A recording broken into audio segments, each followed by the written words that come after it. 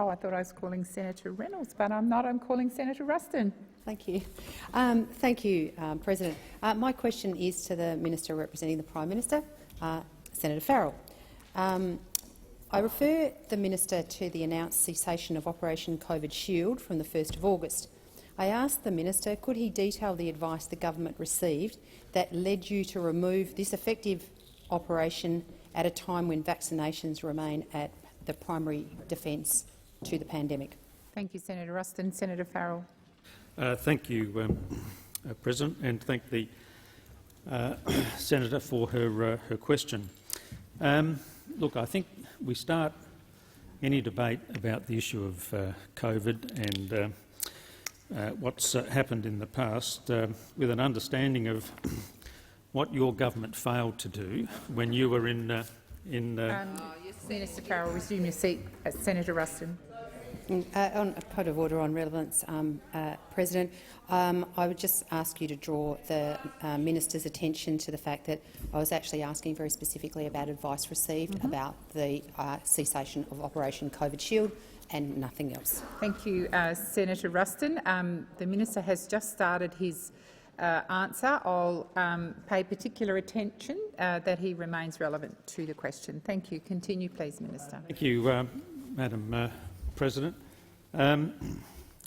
As I had started to answer the question, President, any debate about what's happened with COVID-19 in this country has to start right back where this government, the opposition, which was the government at the time, failed the people of Australia. We saw it first of all with the issue of closure of the borders. The government was too slow to close the borders when the issue— Minister, please resume your seat. Senator Ruston. Thank you, President. Look, with the greatest amount of respect, I would draw on a point of order on relevance. I would draw to your attention that the Minister is not being even remotely relevant to my question, and I would ask you if you could draw him to the substance and only the substance of my question. Thank you, Senator Reynolds. I do believe the Minister is being relevant. He is talking about the COVID pandemic, which he's entitled to do as part of his response to your question. As you know, I can't direct him to answer the question, but I can be cognisant of relevance, which I am. Please continue, Minister. Thank you, President. And I think it's Senator Ruston who asked the question. The COVID Shield will cease on the 1st of August 2022, and from this time the functions of the National COVID Vaccine Task Force will return to the arrangements within the Department of Health and Aged Care. The Coordinator General of the COVID Shield, General Fruin, who I had the good fortune to meet last night and congratulate on the role that he has performed in this area, will return to his role as the Chief of Joint Capabilities in the Department of Defence. Now, the Australian Government has ensured that the National COVID-19 vaccination program is providing support for people in Australia and who need to maintain their protection. Thank you, Minister. Your time has expired. Senator Ruston, first supplementary. Thank you, President. I would like to ask the Minister, what are the current third and fourth dose rates in residential aged care, and what is the lowest dose rate? Thank you. Senator Ruston, Minister. Thank you, President, and thank the Minister for her question. I don't. Obviously, this is not my normal area of responsibility. I know that the country has continued to increase and improve the level of vaccination in this area, and I'll be very happy to get those figures for the Minister. In fact, I right now have the answer to those questions.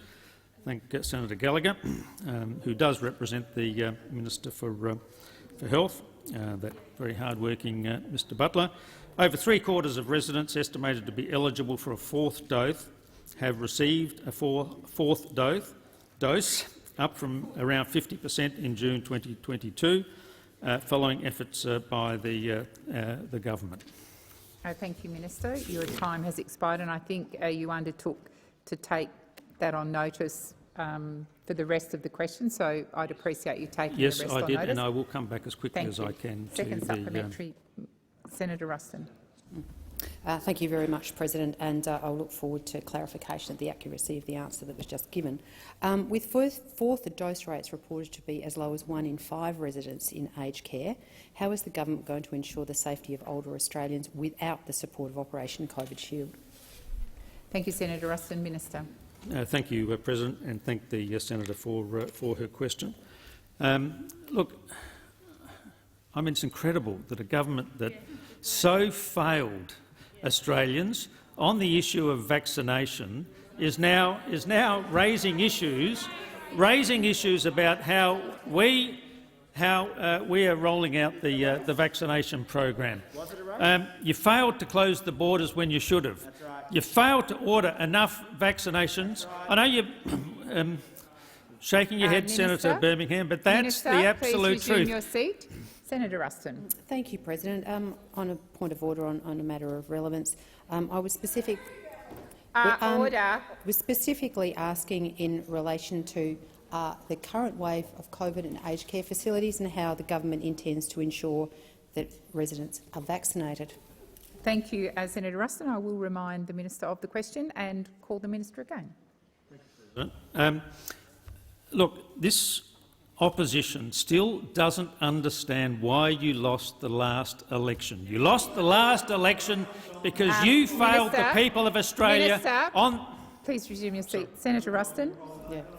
Thank you very much, President. I would draw to your attention that I believe that the minister is being wholly, completely and utterly irrelevant to the question, not just being not relevant. Thank you. And I would ask you to draw his attention to the question.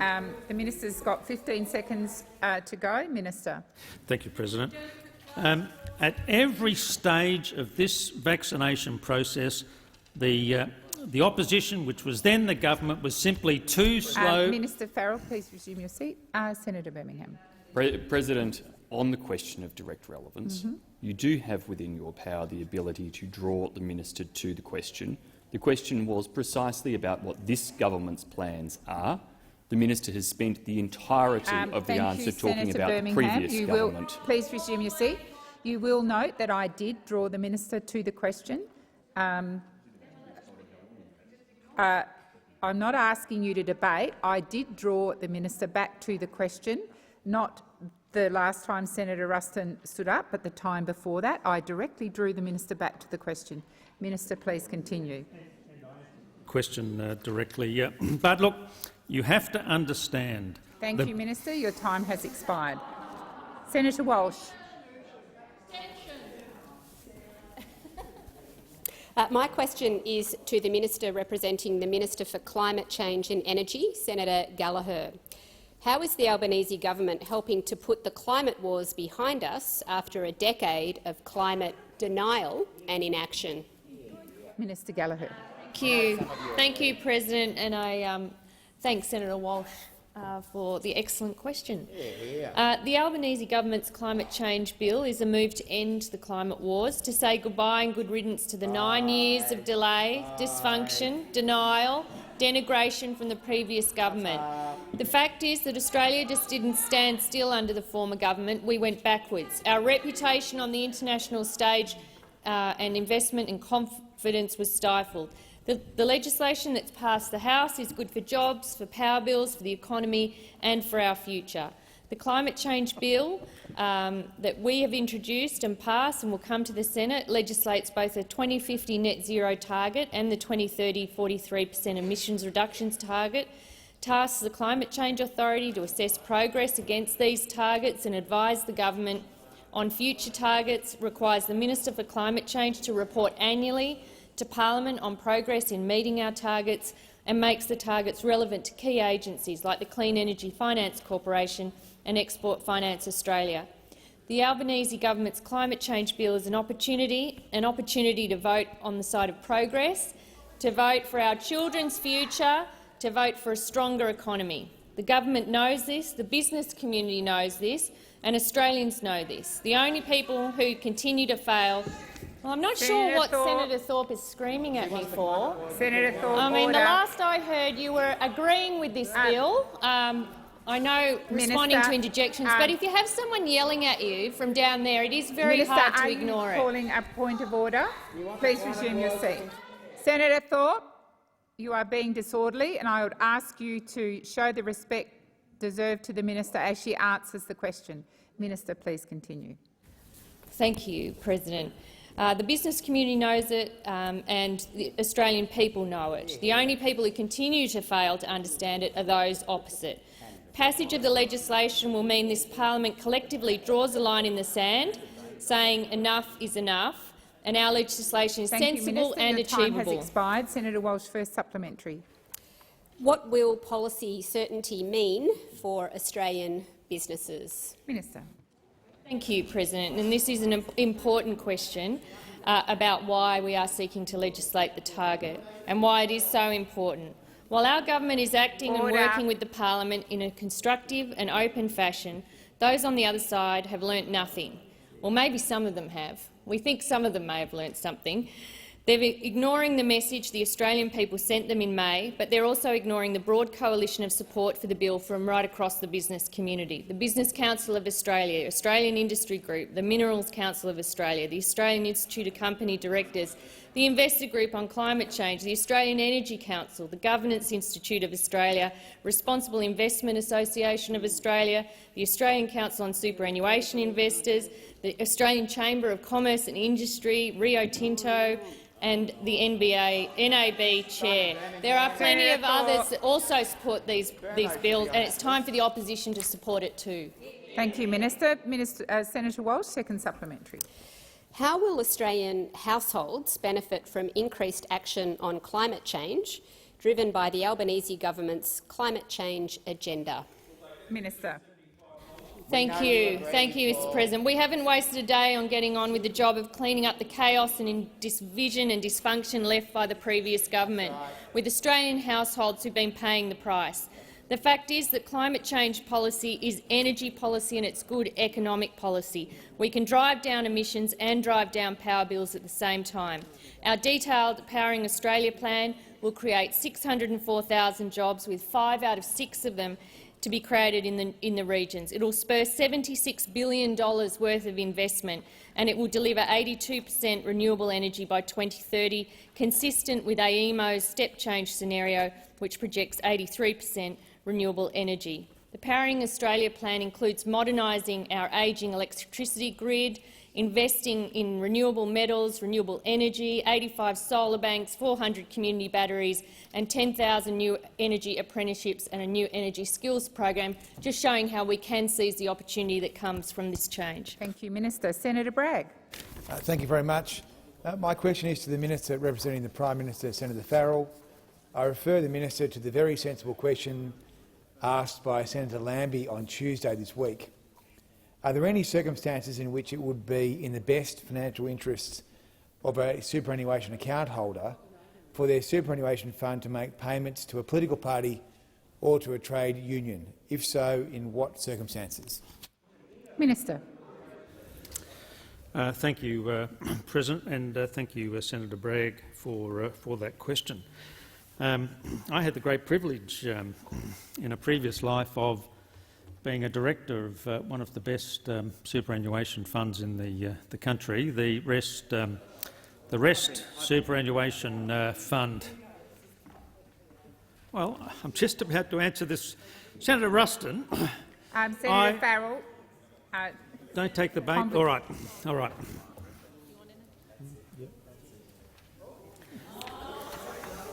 But no. Yeah, that'll be handy. Look, I will preface, despite what Senator Ruston said, I will preface my comments because I had 15 years' experience on one of the best and the biggest superannuation funds in this country, and on not one occasion, was a political donation made to either the Liberal Party, the Labor Senator Party, Sterle. or any other party. So this idea that industry, particularly industry super funds, are out there handing out monies to political parties, particularly the Labor Party, is simply untrue. It's you know, we used to talk about fake news. You don't hear it that much more so often since President Trump has gone. But Senator Bragg, this is fake news. This is fake news. The job of industry superannuation funds is to get the best return for their members. And in my experience, every one of those funds has been doing exactly what they were asked to do by their members, and that is get the best result possible. Thank you, Senator Farrell. Your time has expired. Senator Bragg, first supplementary. Thank you very much. Can the minister guarantee that Australian super funds will not be making any payments to political parties or to trade unions or any other politically affiliated organisation without publicly disclosing the details of such payments to their members? Minister.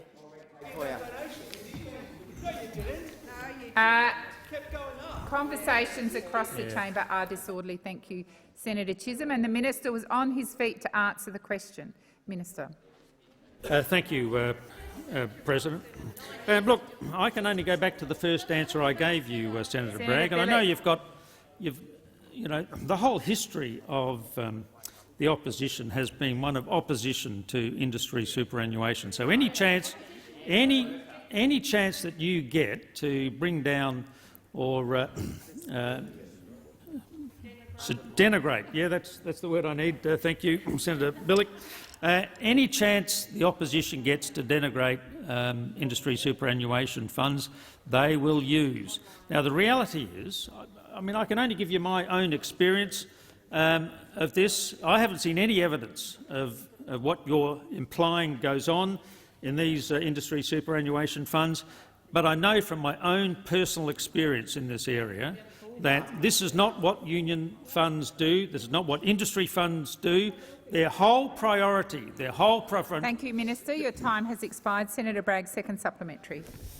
I thought they were super funds, not union funds. Why is the government ignoring the views of Super Consumers Australia and the Grattan Institute and many others to unwind the provisions requiring the detailed disclosure of payments to political parties, unions and other organisations?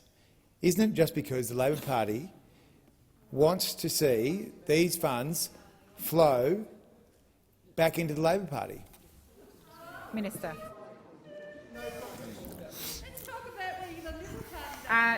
Senator Billick. Minister. Thank you, President. No, Senator Bragg, what the Labor Party wants to see is the best retirement possible for Australian workers from their industry superannuation fund that fund can deliver for them. That's what the Labor Party wants, and I think that's actually what the members of industry superannuation funds want. They want the people who represent them on the boards of those organisations to do their level best to get the absolute best returns. That's what the board members of those funds should be working on. Just remember,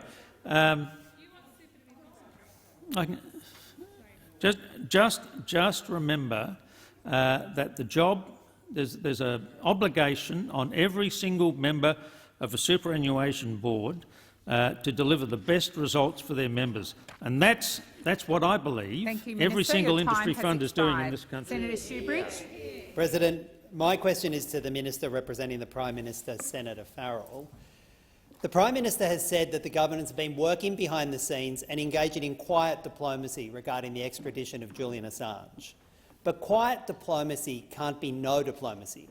What exactly is the government doing to secure the release of this Australian citizen, journalist and whistleblower? Minister. Thank you, President, and I thank Senator Shoebridge for his question and congratulate him on his election. I think this might be your first question. Well, good luck. And it's on a very important topic, and that relates to Mr Julian Assange. The Australian government has been clear, in our view, that Mr Assange's case has dragged on for too long and that it should now be brought to a close. This is the view that we continue to convey to the governments of both the United Kingdom and the United States, along with our expectations that Mr Assange is entitled to due process, humane and fair treatment, access to proper medical care and access to his legal team. But as the Prime Minister has pointed out, not all foreign affairs is best conducted with a loudhailer or a megaphone, as we saw from the previous government. It's also worth noting that the extradition case is between the United States and the United Kingdom, a legal system that we respect. Australia, of course, is not a party to Mr Assange's case, and as the legal operations still stand, our government, I'm advised, cannot intervene in the legal matters of another country, just like we wouldn't want those countries to intervene in our legal process. Order. We will continue to monitor the case closely, and we continue to seek assurances from the United Kingdom government about Mr Assange's welfare and his treatment. Thank you, Minister. Senator Shoebridge, first supplementary.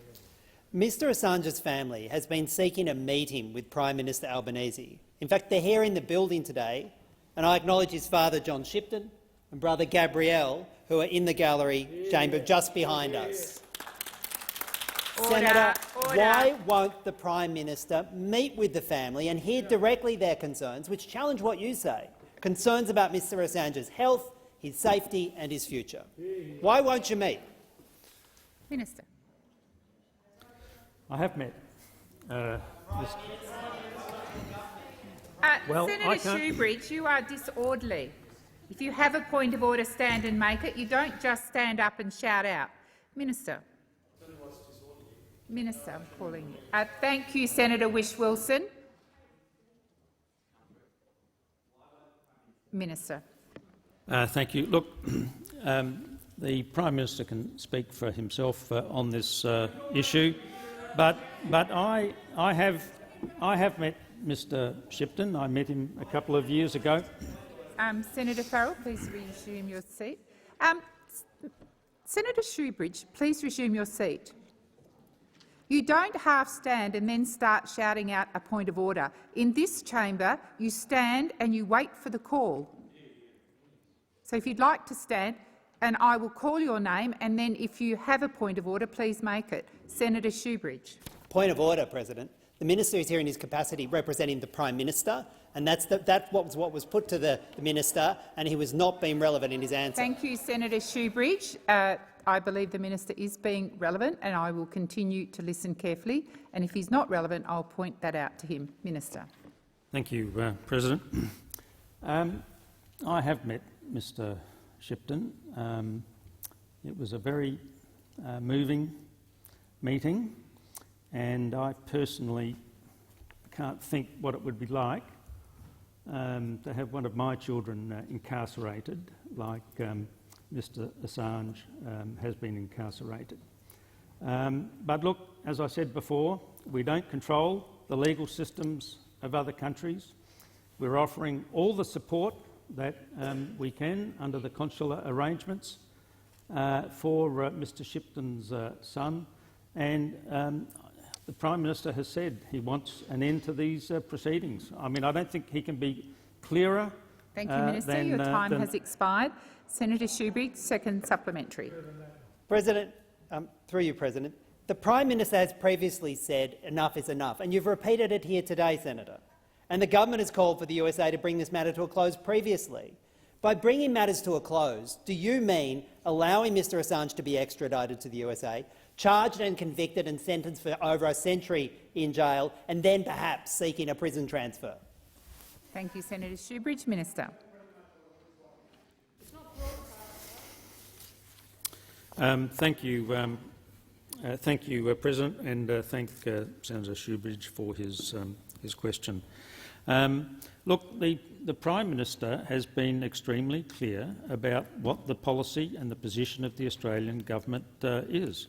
We want to bring this matter to a close. I think it's worth making a couple of points. That Mr Assange actually withdrew in June 2019 his consent for us to inquire about his health and his personal circumstances, and we've sought to receive assurances. Well, I'm not blaming him, Senator Shoebridge. I'm not blaming him. I'm simply pointing out that he withdrew consular assistance that the Australian government was providing. Order. Well, I've told you what I've done. I've met with Mr Shipton. Minister Farrell, please direct your answers to the chair. Please continue. I believe the time has expired. Thank you. Senator Ciccone. Thank you very much, President. My question is to the Minister for Agriculture, Fisheries and Forestry, Senator Watt.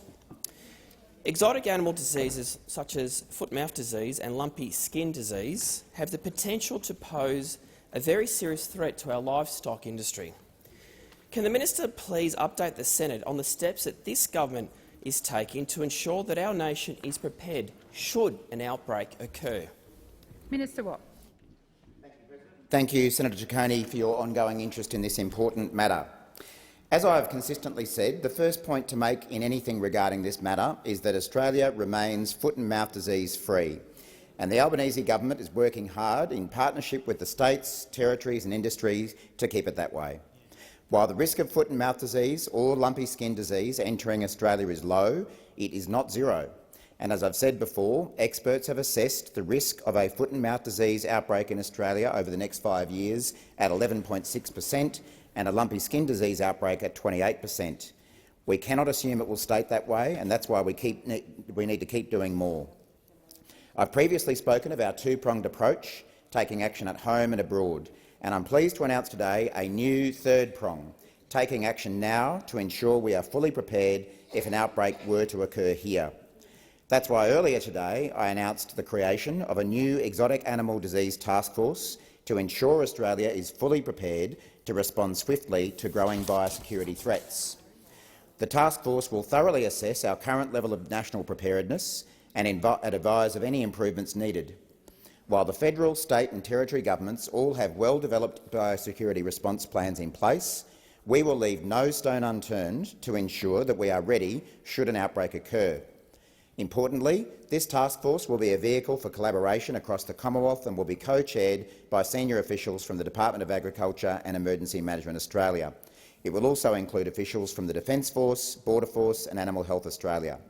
By bringing together the best expertise from across government, we can ensure there are no gaps in our response.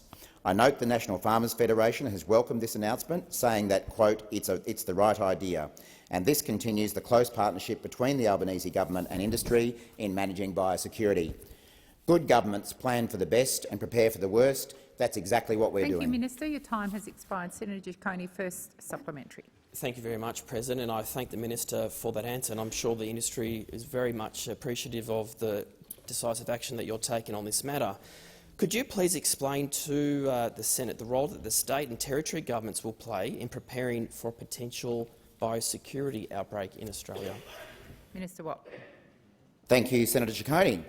As I've said before, biosecurity is everyone's responsibility, from the federal government through to state and territory governments, as well as farmers, importers, exporters and international travellers. Last night I spoke with each state and territory agriculture minister to inform them of the establishment of the Federal Exotic Animal Disease Preparedness Task Force and to discuss their own efforts to prepare for a foot-and-mouth disease or lumpy skin disease outbreak should one occur. While the task force will be comprised of federal officials, it will work closely with states and territories. We have also spoken with industry to ensure that their views are being heard, and they will be engaged to assist the task force as required. It is this spirit of collaboration and desire to work together to ensure that state and federal government response plans are robust that is a hallmark of the Albanese government and is something that is deeply appreciated by all levels of government as well as industry. on this side of the chamber, we're focused on getting the job done because this issue and the people it affects are more important than politics. Senator Ciccone, second supplementary. Thank you, President. No doubt preparedness is the key to when it comes to dealing with these outbreaks, as we've heard from the minister's answer to my first and second question. Can the minister please advise the Senate what lessons have been taken from the management of previous disease outbreaks in this country? Minister. Thank you again, Senator Ciccone. As we all remember, the response to COVID-19 was the most important global human health response in recent memory. If we have learned one thing from this experience, it is that the Australian government needs to be prepared ahead of time for an event as potentially catastrophic as an outbreak of foot and mouth disease. And that means working with all levels of government in a constructive and respectful way. We are determined to not make the same mistakes the previous government did. When COVID hit, the former coalition government wasn't prepared. They were slow to close borders, leaving management to the states, slow on rats and too slow on vaccines, and of course Australians paid the price. When floods and fires hit, the former coalition government wasn't prepared. When the ex-fire chiefs tried to warn them about what was coming, the former government wouldn't even meet them. We won't make the same mistake. If there were to be a major biosecurity outbreak in Australia, there is simply no time for delay, and that's why we've implemented the strongest biosecurity response ever and why we will keep working on preparedness. Your time has expired. Senator Tyrrell. Thank you, President. My question is for the Minister representing the Minister for Health and Aged Care, Minister Gallagher. Minister, there are a lot of elderly people in my neck of the woods who rely on community carers to get transport to and from doctors' appointments, mow their lawns and clean their house. Like all of us, the people running community care are paying more on fuel, wages, insurance and rent. But the funding for home care packages and the Commonwealth Home Support Program is only going up 1.7% this year. How does your government expect community care providers to survive on so little? Senator Gallagher. Thank you, President, and I thank Senator Tyrrell for the question. I think it's your first question, Senator Tyrrell, so congratulations on that, and appreciate a bit of the heads up that you gave on this as well. You raised the issue of support for home care and community care services and the indexation rate. This is an issue that has been raised with me in my role as the Minister for Finance, not just from an aged care point of view, but from the majority of those working in the non-government sector at the moment. So this is something that I am looking at closely. There are a range of different ways that indexation applies across payments and programs, and even differences between particular programs get indexed differently, so I am having a pretty close look at that. My understanding is that the Department of Health and Aged Care is aware of the issue. They're working with the sector and looking at a range of approaches to manage some of these impacts on the service provision. I would say that there has been significant investment into the service system over the last couple of years, but the government accepts that with inflation running as high as it is, that is having costs on services, and it's a matter I'm looking at as Minister for Finance. Thank you, Minister. Senator Tyrrell, first supplementary. We have organisations in Tasmania who say they'll have to close up shop within the next couple of months. They can't afford to survive. Will the government consider emergency funding to keep the lights on for community care? Minister.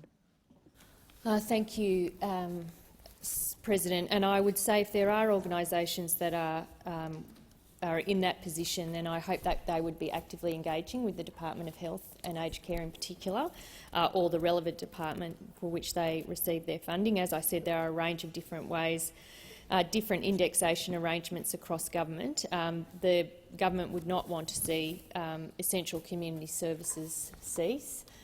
Providing services. They are essential, and particularly in areas where there might not be choice of service as well, where restrictions are there just because of the nature of the service system. So I would say in the first instance, I would say the government doesn't want to see any of those services close based on escalating costs, and we would ask that the organisations either engage with the department or with the Minister's office.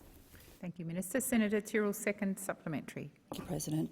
Minister, residential aged care is getting a 10% increase in funding in October, for the new Australian National Aged Care Classification won't apply to organisations who help older Australians in their family home.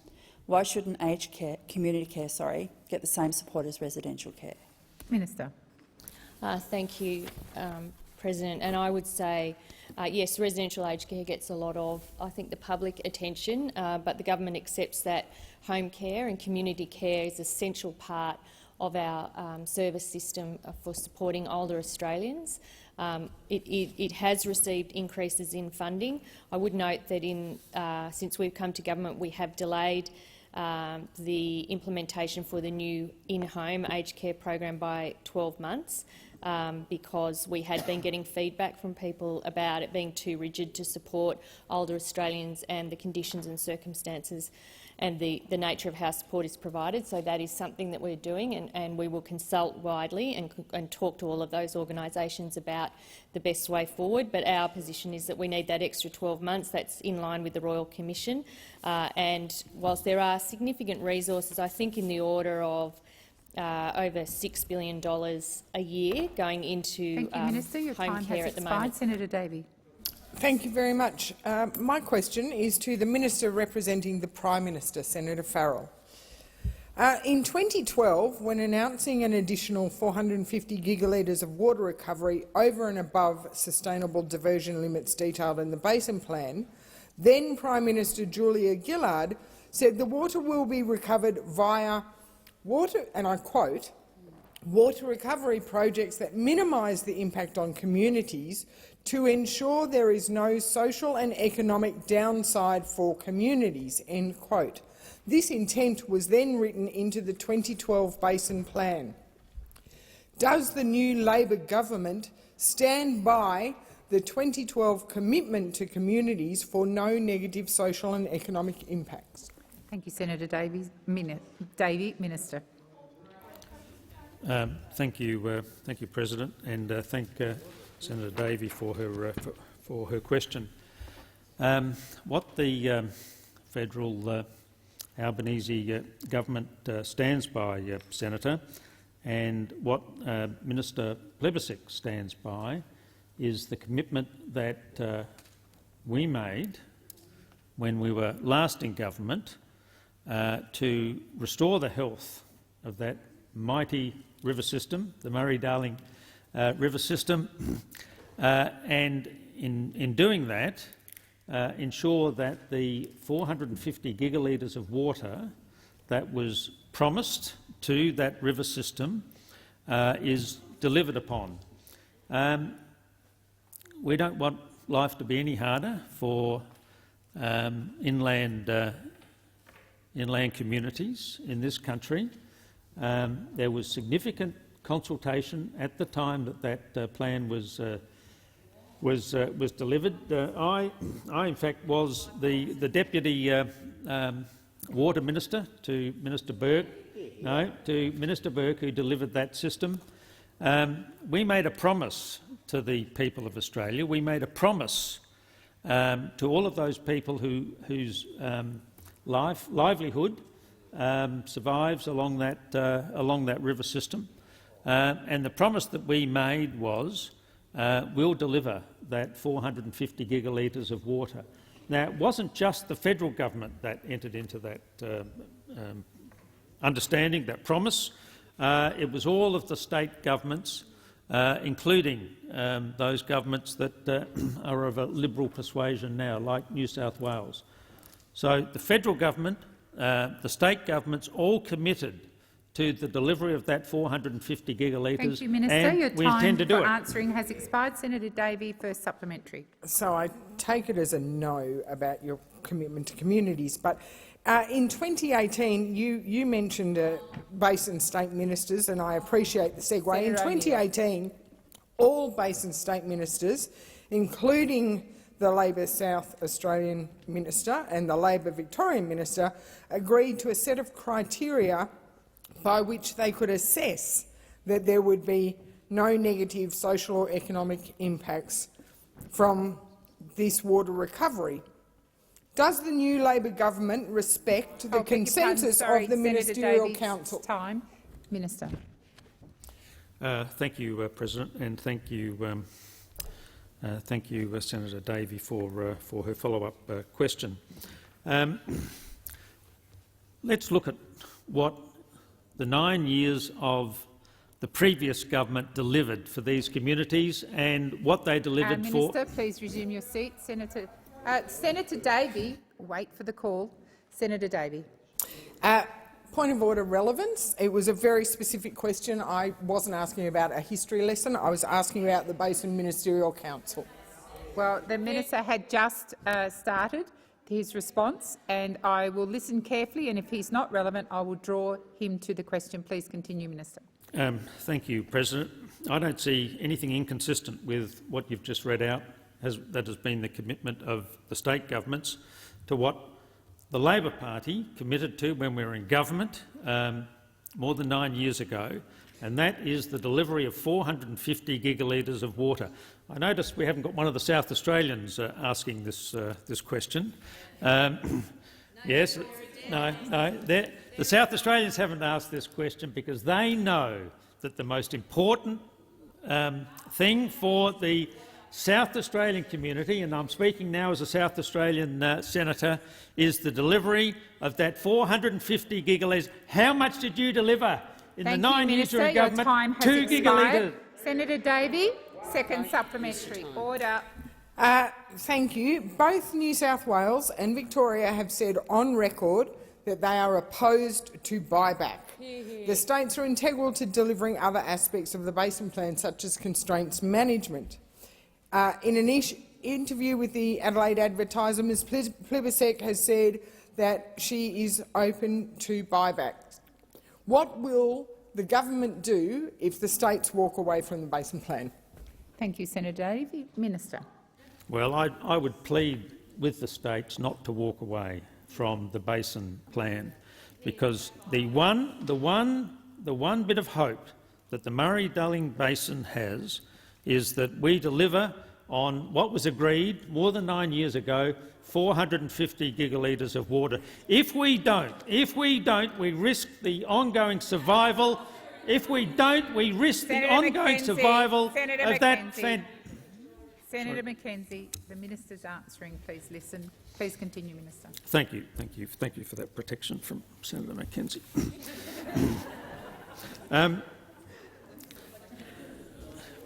We want a life and a life-giving river system in this country. We know from the droughts in the early part of this century just what it did to the communities along those rivers, and we know what it did to people in South Australia. What Minister Plibersek says is right. Your time we has will expired. do whatever. Senator Babet. Thank you, President. My question is to the Minister representing the Minister for Climate Change, Senator Gallagher. Minister, the CSIRO states that energy production is the largest contributor to Australia's carbon dioxide output. The government has made it clear that it intends to ram through legislation which would see a reduction in carbon dioxide output of 43%. I am concerned that this will cause energy prices to increase. Australian families are already struggling with the cost of living pressures. Can the minister make the Senate aware of how the government will achieve these cuts in emissions, and will this result in increased power prices for the average Australian? Thank you, Senator Babet. Minister. Thank you, President. I thank Senator Babet for the question and also for the heads-up on the question today. And also, I don't think I congratulated you last week on the first question. I know it's your second one because I got you first, so congratulations on both of them. In terms of our plan, the legislation that has passed the House earlier today and will come to the Senate now implements our election commitment to reduce greenhouse gas emissions by 43%. We went to the election with very detailed modelling on how we would achieve that.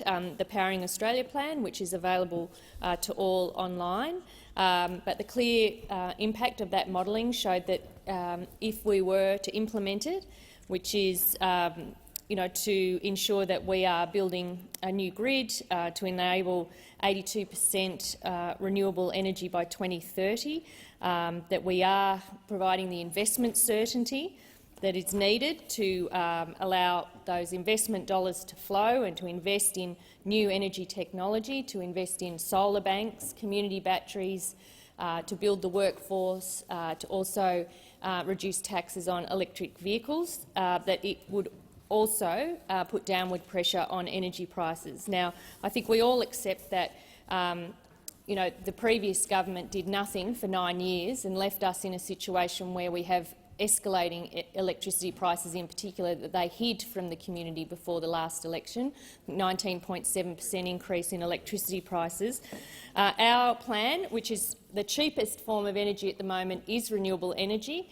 The cost of coal is expected to be $141, gas $133 by 2030. In contrast, the cost of renewables, which we want to invest in, is $63 Thank you, Minister. Your time has per megawatt hour. Senator Babet, first supplementary. According to the CSIRO, energy production accounts for approximately 33% of Australia's total carbon dioxide output. What other sectors will be taxed or potentially axed in order to achieve your 2030 target? Minister. Thank you. And our plan details how we would achieve the 43% reduction by 2030, which doesn't involve tax or axe. It's a comprehensive and transparent plan. It involves modernising Australia's ageing electricity grid through the Rewiring the Nation plan, the $3 billion investment in renewable metals, renewable energy, component manufacturing, renewable hydrogen, electrolysers, 85 solar banks, 400 community batteries, and investments in our workforce to make sure that we have the workforce to deliver on those. 604,000 jobs, 5 out of 6 of them in the region, $76 billion worth of investment. This is the opportunity that the Australian people need their government to seize, to drive jobs, to lower power prices, to invest in the new technologies of the future and ensure that we can seize the energy improvements that we need to bring down our greenhouse gas emissions. Thank you, Minister. Your time has expired. Senator Babet, second supplementary. Agriculture accounts for approximately 14.6% of carbon dioxide output. Can the minister guarantee our hard-working farmers that the government will not sacrifice their livelihoods in order to achieve any of these targets? Minister. Again, thank you, and thanks, Senator Babet, for the question. We've been upfront about our plans. We won't be cutting agricultural production. The National Farmers Federation supports our updated targets. There are huge opportunities, I think, in the agricultural sector. I know that Minister Watt is engaging with all of the stakeholders on those, and we have broad-ranging support right across industry for this plan because they know after 10 years of this lot, they see what's happening out there, they see the opportunities, the jobs and the improvements for their areas that will come from having a government that can provide industry with the certainty they need to make the investments and make the change that is coming. It's not only important for our power bills and prices, it's important for jobs and it's important for those essential industries like agriculture who will be part of the change. Thank you, Minister. Senator Green. Thank you, President. My question is to the Minister representing the Prime Minister, Senator Farrell. As Australia is a proud sporting nation, and I'm sure senators across the chamber are watching closely the performance of the Australian team at the Birmingham Commonwealth Games, can the Minister update the Senate on the performance of the Australian Commonwealth Games team in Birmingham? Minister. No, I've given you the call. Sorry, Minister. Thank you, President, and thank Senator Green for that question. I know she's an avid sports fan and will be looking forward to the Olympics in her great state of Queensland in just under 10 years' time. But yes, I can give you some good news there, Senator. Australia is leading the medal board at the Birmingham Games.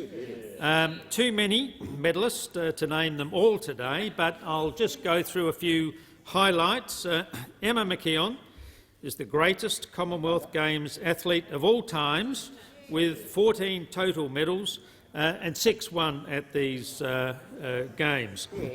Ariana Titmus finished her extraordinary games campaign with gold and has a games record in the 400-metre freestyle. Sprinter Evan O'Hanlon claimed the Australian athletics team's 200th Commonwealth Games gold medal. Oh, now, Senator Birmingham, how could you say that? That's an adverse reflection. Birmingham Commonwealth Games. Our oldest team member and national treasure, 63-year-old lawn bowler Cheryl Linfield, has made a remarkable Commonwealth Games debut at that age, winning the silver medal with her partner Serena Bonnell. We wish the remaining participants all the best for the rest of these games, and look forward to greeting them triumphantly when they return to Australia, which hopefully will be very soon to a glorious reception. Thank you, Minister. Senator Green, first supplementary. Thanks, President. Thank you to the Minister for the fantastic news. Many of today's Commonwealth Games athletes owe their success to the previous investment by Australian governments in grassroots sports. Can the Minister outline the importance of proper investment in grassroots sports for the success of our Commonwealth Games teams? Minister. Thank you, President, and thanks once again for that very incisive question from Senator Green. And yes, I can tell you a little bit about the matter that you raised. Grassroots sport investment has been a feature of Australian governments at both the federal and state level, and certainly was so under Minister Colbeck, who's probably now very proud about our achievements in Birmingham. Sporting clubs promote and train junior athletes who are the future representatives of our country. Those future sports stars rely on change rooms, ovals, lightings that sporting grants programs have provided. In those sporting clubs that have put their faith in government to provide unbiased funding through a fair system across the board.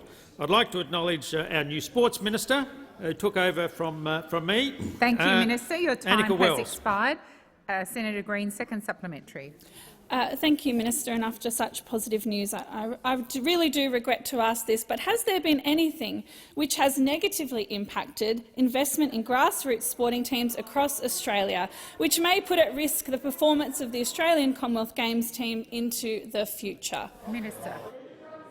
What could that be? Thank you, President. Look, thank you, Senator Green, for that question. Look, I am disappointed to go back into time, but who could forget the sports rorts affair of this former government and the so-called colour-coded spreadsheets, which we still haven't yet got an explanation for.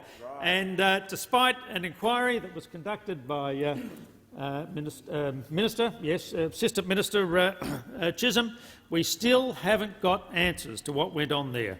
And all of the electorates— Minister, please resume your seat. Senator Ruston. Senator Watt. Yeah, we just thought we'd let you dig your own grave. I'm waiting to call Senator Ruston. Thank you very much, President.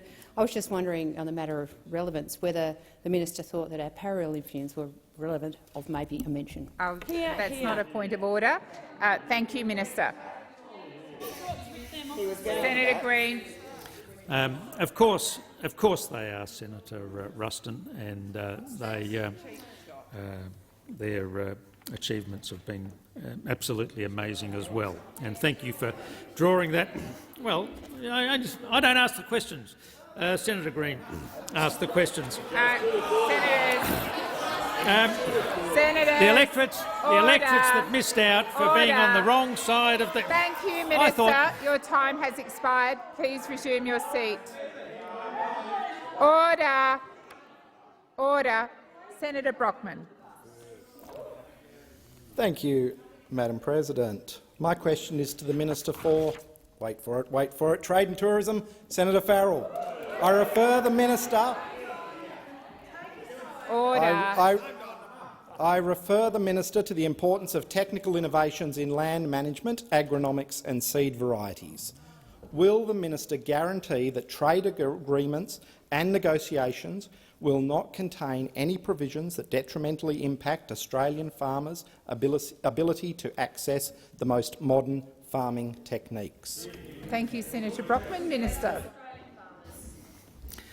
Well, I certainly will stand up for Australian farmers and manufacturers and wine producers and barley producers, meat producers, crayfish producers, all the people that you have failed to look after over the last 9 years. Order. What a disgrace! When we lost those markets, to the sort of farmers that Senator Brockman is talking about on the Eyre Peninsula or the Yorke Peninsula, who make amazing products, we are going to look after them. And I can assure Senator Brockman that in every single free trade agreement that we enter into, we will ensure the interests of our farmers are protected in a way that was never done, that was never ever done by the former government in the last 9 years. Now, I can tell you a few things about this, Senator Brockman. Look, this government, this opposition, when they were in government, negotiated a free trade agreement with the United Kingdom that would have very significantly benefited both farmers in your state, Senator Brockman, and farmers in my state. What happened? That was negotiated. That was negotiated last December. Exactly. There are requirements under our legislation to implement those free trade agreements. Minister, please resume your seat. Order. Order.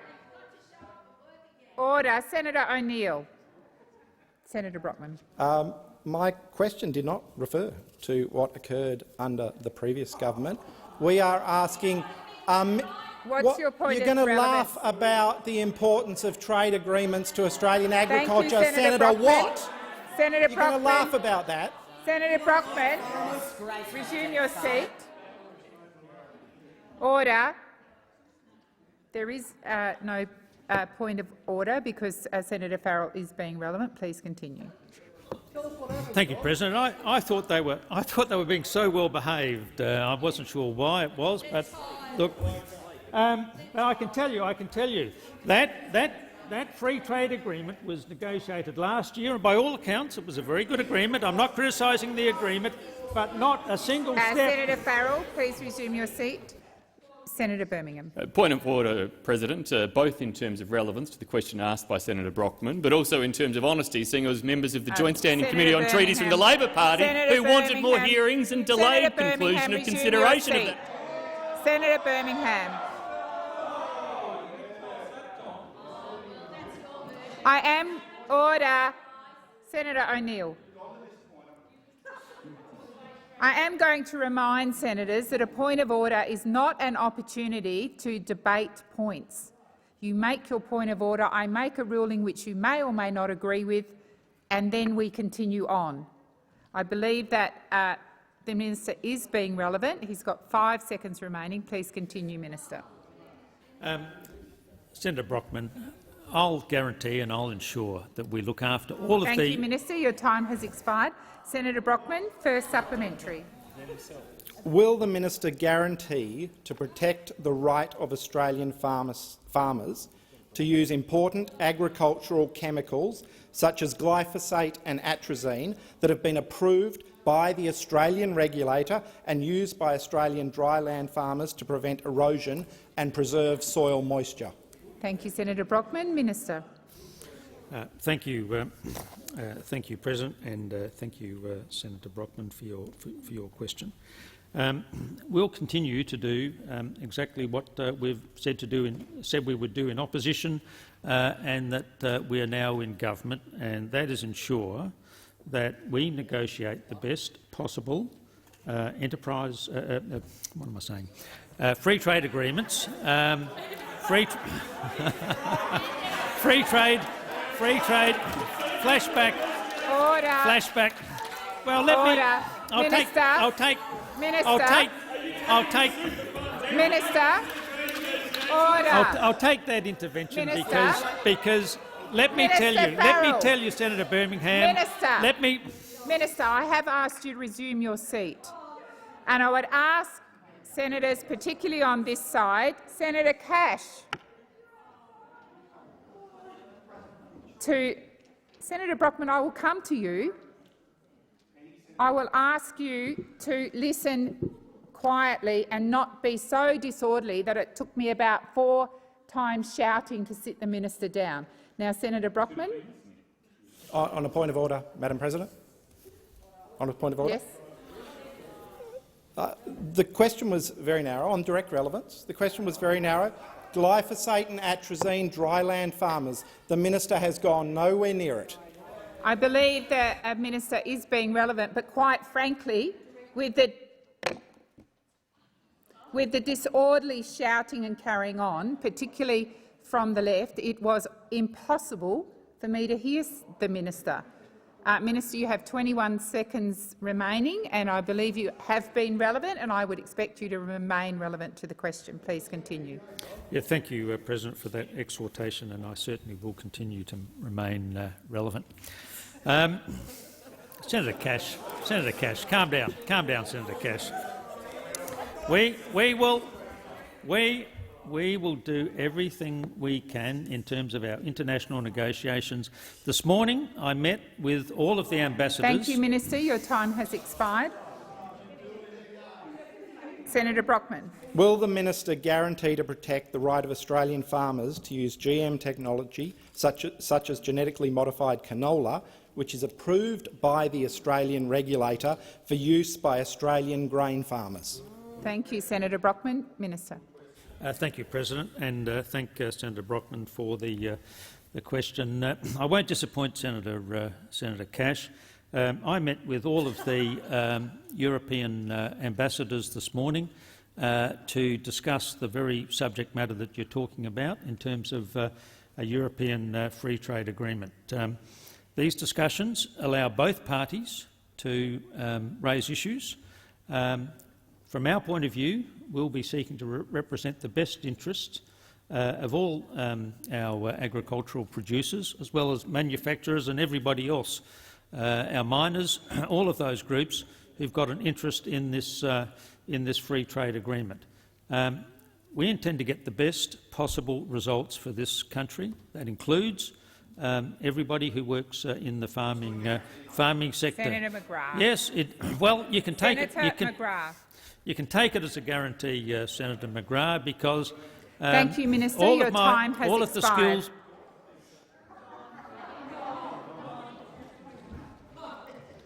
Minister. Time's up. Order.